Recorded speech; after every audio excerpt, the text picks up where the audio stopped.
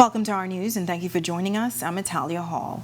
Breaking developments in the FTX implosion saga as founder and former CEO Sam Bankman-Fried has been arrested.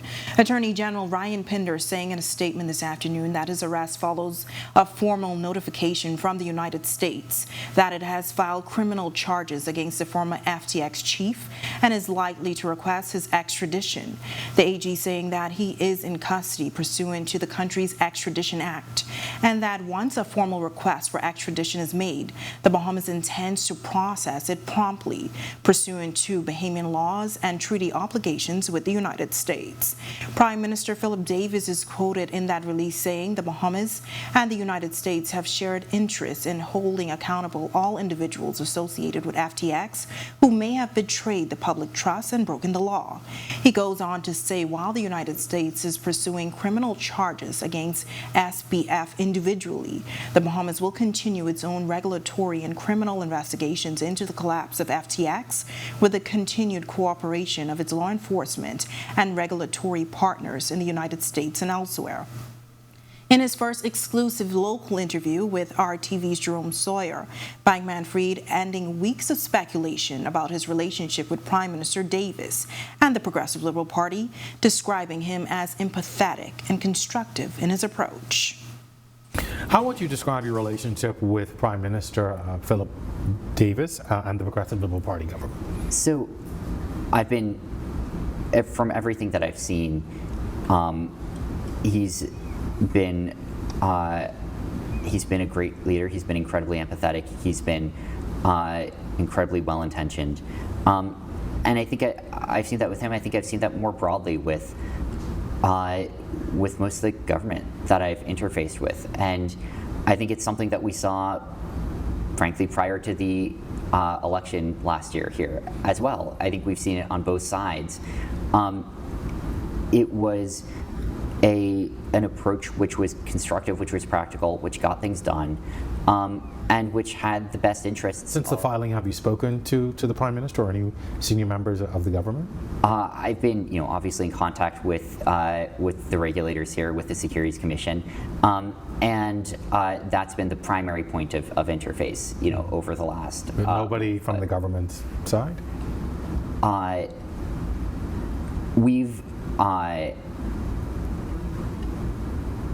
We've made sure that we are responsive to anything that comes down. Catch the rebroadcast of the hour-long RTV special, The FTX Implosion, What Happened, tonight at 8:30 and 8:30 tomorrow morning right here on RTV channel 212. While upgrades to the detention center will cost governments up to 7 figures, the minister responsible confirming as much today as he says a new medical facility will also soon be commissioned. Jamila Mizik reports.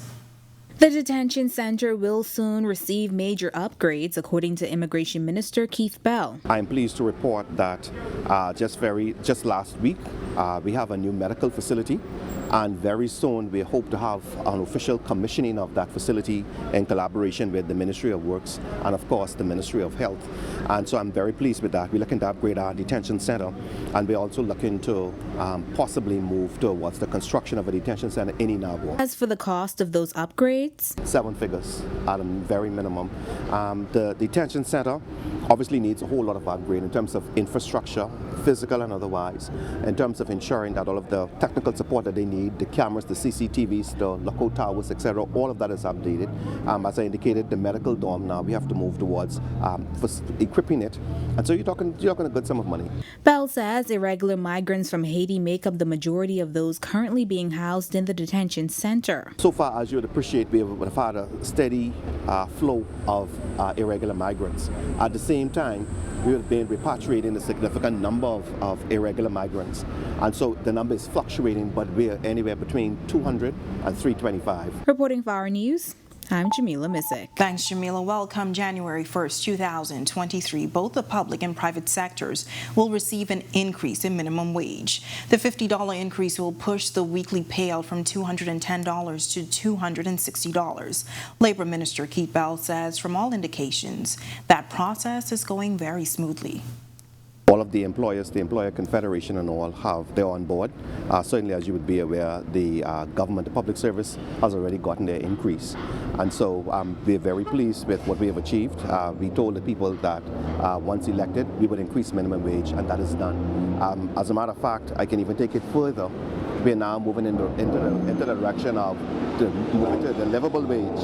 And so today I have a meeting with the department heads, the Department of Labor, to discuss this, where we at the start of actually educating everybody and ensuring that we get the employers on board as quickly as possible so we get the dialogue going and determine what it is, how the legislation would take shape.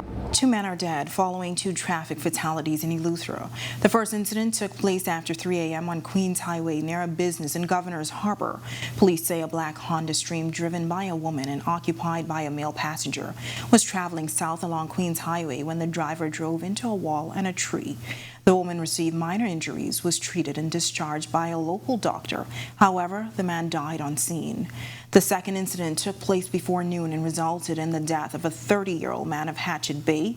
Police say the deceased was a passenger of a black 2006 Chevy Silverado truck that was traveling north along Queens Highway when he accidentally fell as a driver overtook a vehicle. Officers from the Traffic Division in New Providence are assisting with investigation. Well, pleasant conditions outside the Our News studios tonight as we're less than 2 weeks out from Christmas. Forecaster Ian McKenzie joins us from the Weather Center with a look at our current conditions. Ian? Thanks, Natalia, and good evening, Bahamas. Currently outside our studios, we're under mostly clear skies with a temperature of 77. Our winds are out of the north-northwest at 9 miles per hour with a feels-like temperature of 79. Current satellite and radar loop at this time, we have a weak frontal system just parked to the north of the extreme northwest Bahamas. This can produce 1 or 2 spotty showers during the course of the evening into early morning. Outside of that, we also have a weak frontal trough that pushed through the capital yesterday, creating some spotty showers and ponding and localized flooding in some areas. That's your first look at weather. Stay tuned. More is still to come.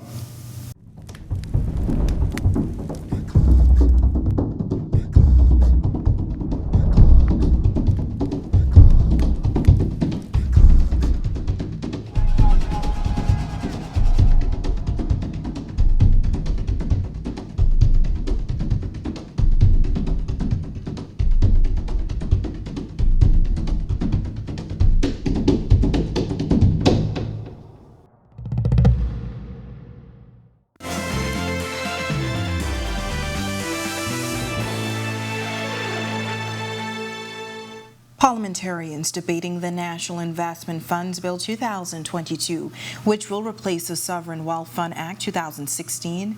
Mover of the bill, Acting Prime Minister Chester Cooper, saying the bill will facilitate the use of natural resources and wealth and will also allow the formation of education and disaster recovery funds, among other things. Cooper said the government is seeking to ensure good governance is built into the legislation. The board is independent of government. We are setting them up along the guidelines of good governance, but the board creates the sub-funds, the board appoints the investment committees. We've established even more participation with mandating private sector banks, custodians, and asset managers. We have audit and reporting controls to ensure compliance, and that deserves repeating. Well, last year, the former Minnis administration signed an historic air navigation services agreement with the U.S. Federal Aviation Administration for the monitoring of the Bahamas sovereign airspace. The deal is for 10 years. It was projected that the country could collect up to $350 million from overflight airlines over the 10-year period. Well, today, Deputy Prime Minister and Minister of Tourism and Investments and Aviation, Chester Cooper, says that agreement is proceeding. We established a flight information region with the ICAO, the international body that governs aviation. We're at the moment collecting those fees in the region of $3 million a month. The plan is to use those funds for improvement of navigational aids and services across the country. So that's going reasonably well. Coming up in sports for you tonight, our men's national baseball team, a tough loss against Curacao in the bronze medal contest. We'll give you details on that, and we'll also tell you the latest endeavors as DeAndre Ayton takes to the floor. He and the Suns putting up a good fight. We'll tell you all the details just ahead. But first, our Marlena Leonard is live from Margaritaville with a taste of St. Somewhere Spa. You don't want to miss this experience right after this break.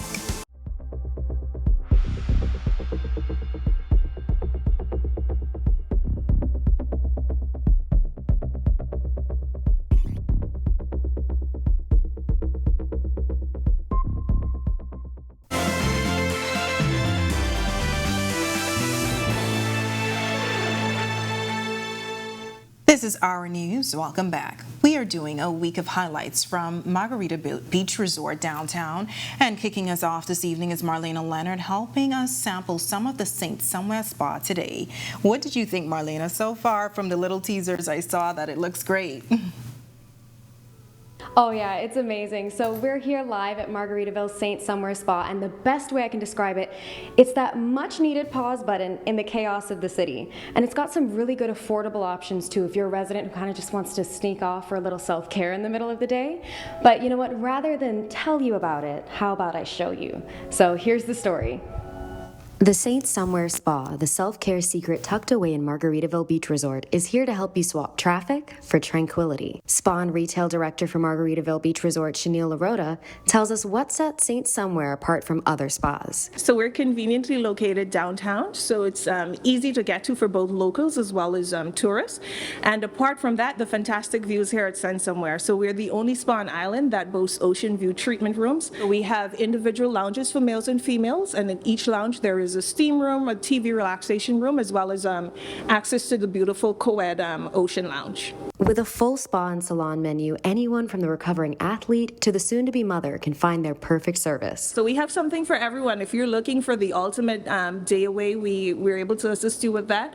If you're looking to celebrate on a larger scale, bridal parties or girlfriend weekend getaways or couples massages, we have something for everyone. And with a stacked holiday schedule at the hotel, the spa is also the perfect opportunity to cover all of your bases in one location. Having the hotel both as Junkanoo HQ and your own glam squad, especially in a season where beauty services can be booked out quickly. But even if you don't have a service in mind and just need a break from the hustle and bustle, the spa also has you covered if you're thinking of Christmas gifts. And so, yeah, you know, it's the holiday season. We're thinking of Christmas gifts for our loved ones. And we have the director of spa and retail here, Ms. Chanel Larota, to tell us all about what you can get for your gifts here at St. Somewhere Spa. We think of spa as the gift that keeps on giving, so we have something for everyone. Whether you're looking to wow your team members with the perfect gift this holiday season, or you're looking for that special something for that special someone, or perhaps you're looking to give a bit of rest and relaxation, we'd love to have you. Amazing. And you know, you mentioned that even if there's like a little mommy and me, or parents can have, you know, one of these sessions with their kids as well, right? Yes, certainly. So we have our mommy and me packages as well as father and son, catering to the entire family. Amazing. So, you know, you have more options than you thought of this year. Like you said, whether you're an employer or looking for something for a loved one, you can find something here at St. Somewhere. So reporting live from Margaritaville at the St. Somewhere Spa, I'm Marlena Leonard. Marlena looks beautiful. I hope that I get some time soon so I can visit the spa. It looks great. Thanks so much. That's our Marlena Leonard reporting for us live at the Margaritaville Resort. Now switching over to sports, the Caribbean Cup baseball tournament wrapping up with Team Bahamas playing for bronze. Meanwhile, a monster night for DeAndre Ayton overshadowed by a Suns loss. Here's Marcellus Hall with a check on sports. All right, thanks, Natalia. Welcome to our sports, everybody. I'm Marcellus Hall. Yesterday, the final day of the 4th Caribbean Cup baseball tournament over DeAndre Rogers' baseball diamond. Team Bahamas not able to play for the gold, but the bronze medal was at stake as they took on the defending champions, Curacao, with a chance to go to the CAC. Let's take a look at how they did. Team Bahamas up against Curacao, bronze medal contest, 4th Caribbean Baseball Cup at the DeAndre Rogers baseball diamond. This one a pretty good one to the 6th inning scoreless contest. Bahamas at the plate, top of the 6th. Deshaun Knowles driving a 2-run shot deep to left field and out of here. There would be some controversy on this as was initially ruled a foul ball. The call would later be overruled, and that's when things would get a little crazy as the Curacao coaches going absolutely bananas. A couple of them tossed from the contest. Game would eventually resume play. Bahamas celebrating meanwhile before the bottom of the inning. Bottom six, though, Curacao comes back in grand fashion. They score 4 in the bottom of the sixth. That would be all they would need. Nobody else would get some runs across. Final score ends up being Curacao 4, Bahamas 2. Bahamas falling just short. They finished 4th overall in the tournament, unable to advance to the CACs as a direct result. Losing pitcher Travis Ferguson talking about the contest. We're still going to be a little bit disappointed. It's a tough loss. We were hoping to qualify, and we just came just that short. But everyone's still grinding. Everyone's still trying to be the best baseball player they can be, and that's all you can do, really. Meanwhile, from the NBA, last night, DeAndre Ayton and the Phoenix Suns in action. They took on the New Orleans Pelicans and Zion Williamson. This one, a pretty good game. Had to go all the way to overtime. Pelicans, though, they get to win 129 to 124 in overtime. Ayton, 28 points, 12 rebounds, 5 assists. He had a monster evening. Unfortunately, though, Zion Wilson also had a good night as well. He had 35 points to go along with 8 rebounds and 3 assists. Suns take the loss. They'll have to regroup and get ready to play again as they go up for more against. Later on this week, they'll take on the Houston Rockets. That game comes your way on Tuesday. And that is your check on sports for you here on this Monday. I'm Marcellus Hall. Back to you, Italia. Your extended weather forecast is coming up when our news returns.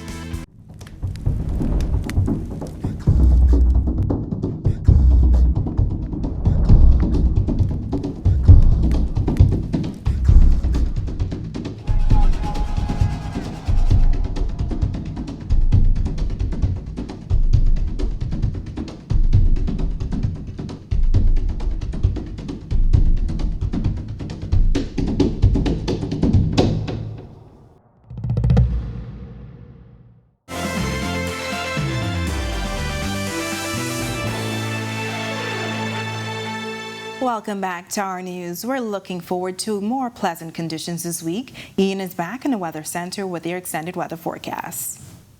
Thanks, Italia. Welcome back, everyone, and thanks for staying with us. Now let's look at our extended forecast. In our satellite loop, we still have this weak frontal system that will move just to the north of our area and continue to fire up 1 or 2 spotty showers across the area. Outside of that, we still have a weak frontal trough that pushed through the capital yesterday, creating some pockets of unsettled weather across us. This should continue to weaken over the next several days. We have high pressure building in the wake of this system, which should produce some breezy conditions into about midweek. But outside of that, look for a nice cool down into the weekend. In your boating forecast, winds are northwest. In the northwest and central Bahamas, we have a small craft advisory due to those persistent northeasterly swells. Winds will be north to northeast 10 to 15 knots. Your seas will be 2 to 4 feet, but up to 6 to 8 feet in those swells. High tide will be at 10:41 p.m. this evening. In the southeast Bahamas, again, small craft advisory in effect due to those swells. Winds northeast-east at 10 knots or less. Your seas 1 to 3 feet near shore, but up to 6 to 9 feet offshore, merely, again, due to those swells. Here's a look at your national forecast.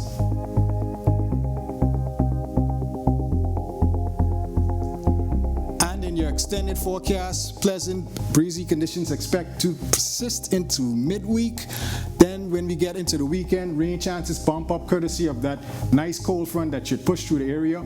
We're looking at highs in the upper 70s with our lows in the upper 60s to low 70s. That puts a wrap on your forecast for this evening. Thanks everyone for joining us. Have a great night. Thanks so much, Ian, and thank you for joining us for our news tonight. On behalf of the entire team, I'm Natalia Hall. We'll see you tomorrow night. Have a great evening.